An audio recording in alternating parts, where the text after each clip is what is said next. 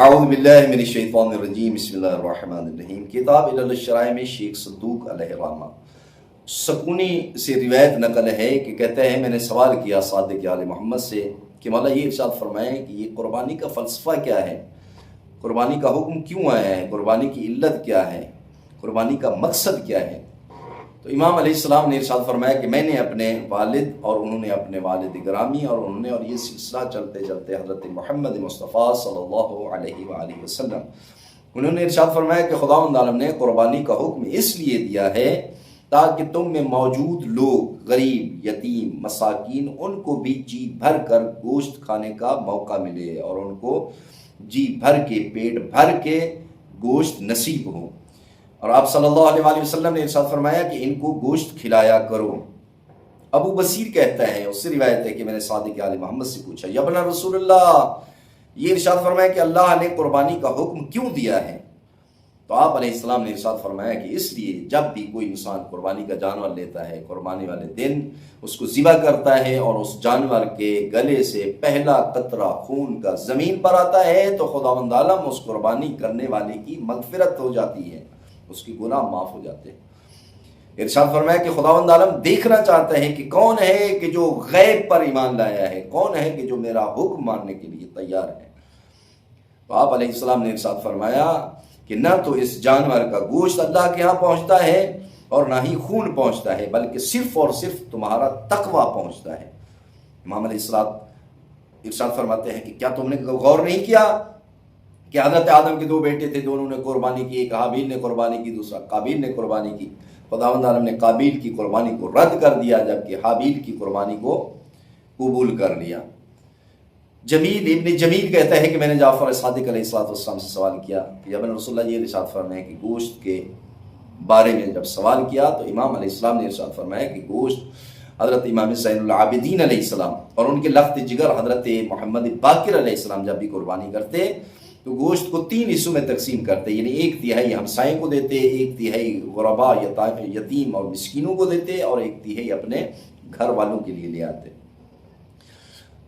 اور دوسرا ابراہیم ابن جعفر سے روایت ہے کہ میں نے امام موسیٰ کاظم علیہ السلام سے سوال کیا اور انہوں نے نقل کیا رسول اکرم صلی اللہ علیہ وآلہ وسلم انہوں نے ارشاد فرمایا کہ قربانی کا جانور صحیح و سلامت ہونا چاہیے۔ کیوں؟ اس لیے فرمایا پل صراط پر یہی جانور تمہارے لیے سواری بنے گی۔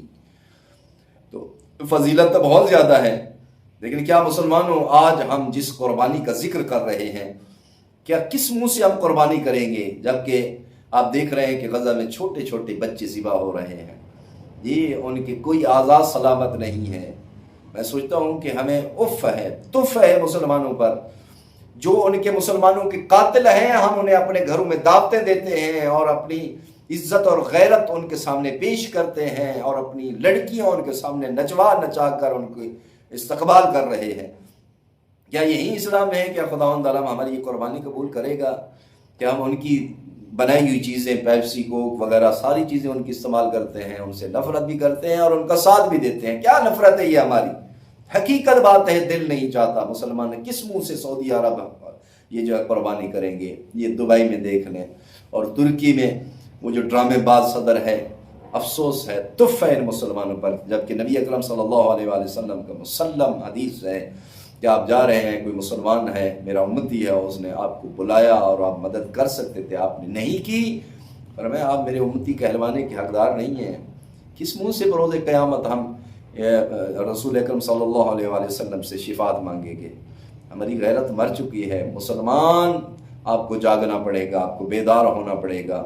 آپ کے چھوٹے چھوٹے مسلمان بچے ذبح ہو رہے ہیں، ان کی عزت پامال ہو رہی ہے، ان کے گھر سے بے گھر کر دیا اور مسلمان ٹس سے مس بھی نہیں ہے۔ دعا ہے اللہ کے دو عالم فلسطینیوں کی مدد فرما، خداوند عالم ہمارے اندر بھی غیرت عطا فرما، ہمیں اس قربانی کا صحیح معنی فلسفہ سمجھنے کی توفیق عطا فرما، جو کہ اصل قربانی یہی ہے نا، نفس کی قربانی ہے، اپنی خواہشات کی قربانی ہے، اپنے تکبر کی قربانی ہے، وہ سارا کچھ ہمارے اندر موجود ہے۔ اور رزق حرام کی قربانی تھی، حرام کما کر رشوت کے پیسے اس کے ساتھ ہم قربانی کریں گے، جبکہ دوسری طرف غزہ میں وہاں کفن نہیں ہے، وہاں پہننے کو بچیوں کے سر پر دوپٹہ نہیں ہے، ان کے پاس اتنا مہلت نہیں ہے کہ وہ اپنے مردوں کو، اپنے شہیدوں کو دفن کر سکیں۔ خداوند اعلیٰ فلسطینوں کی مدد فرما، بحق محمد وآل محمد۔